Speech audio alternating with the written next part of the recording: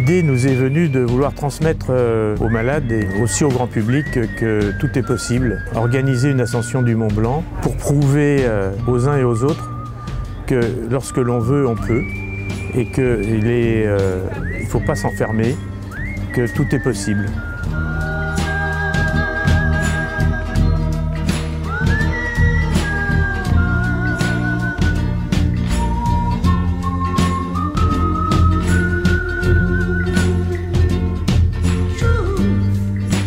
Bonjour, je m'appelle Patricia, je fais partie de la cordée et je suis atteinte d'une spondylarthrite ankylosante et d'une fibromyalgie. Bonjour, Yves, 65 ans dans une semaine. Jean-Christophe, Morisseau, 39 ans. Je m'appelle Olivier, j'ai 35 ans, je suis atteint d'une spondylarthrite ankylosante.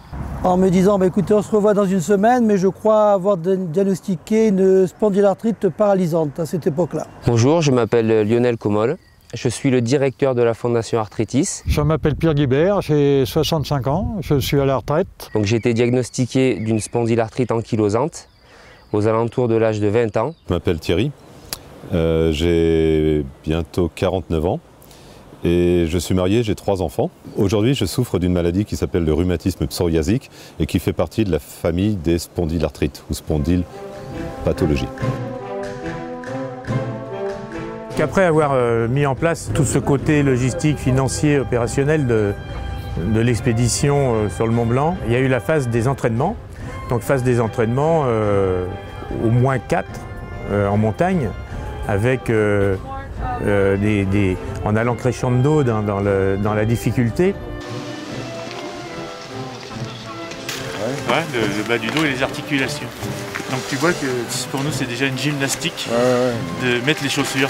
Je vous explique comment il faut que ça soit pour que vous ayez 100% de chance de pouvoir faire l'ascension du Mont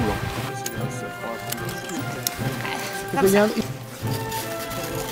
Et moi, ça s'ouvre pas. C'est une maladie, mine de rien, que je dois couver depuis très longtemps, depuis mon adolescence. Des douleurs au dos, des choses comme ça, et qu'on met toujours de côté en se disant j'ai trop forcé ou j'ai fait un faux mouvement. Voilà, il y a après des facteurs qui font qu'elle se déclare ou qu'elle ne se déclare pas.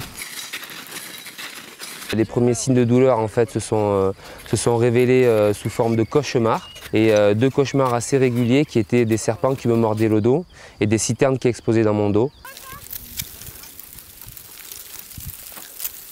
Le matin, j'avais une sensation d'avoir pris mes 20 à 30 ans. J'étais complètement rouillé. Il me fallait 30 minutes pour descendre du véhicule. Et le moral en a vraiment pris un coup. J'étais vraiment au fond de la vallée.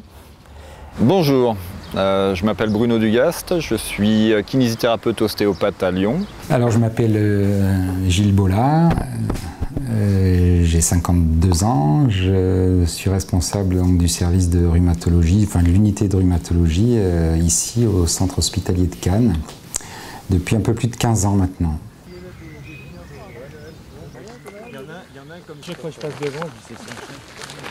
Quand on m'a annoncé ça, j'étais toute seule.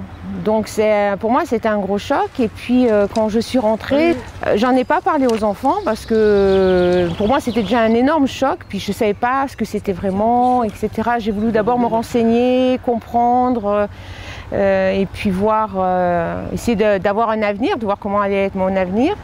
Ça s'est dit petit à petit, quand ils ont grandi, je les ai informés. Et puis bon, c'est une maladie qui est invisible. Et je sais combien on a fait aussi. Donc on a fait... Combien t'as brûlé de calories? 1,2 km, c'est bien ça quand même. Bah ouais, mais on a grimpé quand même. Combien on a fait de dénivelé? En dénivelé. Eh bien on est parti de 1530, on est à 1600. Arrête, on a fait 70 mètres. Bah ouais, hein, bien sûr. Marchez plus vite les gars, merde. Attends là. Un peu plus. On a brûlé 220 calories, messieurs, dames. C'est-à-dire le jus d'orange ce matin, quoi. À la fin de la journée, il est venu me voir dans la chambre et ça, je m'en souviendrai toute ma vie. Et il m'a dit, je sais ce que vous avez. Alors là, ça a été libérateur, mais je crois que je sentais plus les douleurs ce jour-là. Donc il m'a donné le nom de la spondylarthrite ankylosante. J'étais heureux sur le coup, je ne savais pas du tout ce que c'était. Donc évidemment, on en a parlé un petit peu. Et surtout, il m'a dit, mais ne vous inquiétez pas, il y a des traitements. Ensuite, on a pu mettre un mot sur ces douleurs, donc ça a été quand même une sorte de soulagement. Par contre, c'est assez effrayant d'avoir une spondylarthrite ankylosante, surtout que j'ai l'impression que pédagogiquement, aujourd'hui les rhumatologues sont un tout petit peu désemparés et n'arrivent pas à expliquer de façon vraiment concrète les problématiques de ces maladies-là et comment on est capable de les gérer. Et à cette époque-là, on n'était pas encore pris à 100%. Donc effectivement, il a fallu attendre un certain temps pour que notre maladie, qui est un nombre suffisant de personnes, pour que la maladie soit reconnue et qu'on soit pris à 100%. Une rencontre m'a expliqué le fonctionnement de ce cercle vicieux qu'il y a entre le déclenchement des poussées inflammatoires qui peuvent être réveillées à l'occasion d'un effort extraordinaire, d'une fatigue. Il va falloir faire gravir le Mont Blanc avec ses douleurs. Donc il va falloir gérer l'effort, il va falloir gérer les douleurs. Quand on est sur une ascension qui dure 3 jours, ou dans lesquels il faut taper dans ses réserves et il n'y aura pas de pause, la question c'est comment on fait. Mais aussi ça va montrer aux personnes qui ont la même maladie que nous qu'on peut faire des choses aussi. Le tout, il faut être motivé. Le Mont Blanc, c'est le prolongement de leur défi de tous les jours, à mon avis. Voilà, c'est ça, je pense, parce que quand on a une maladie comme ça, bon, j'ai la chance de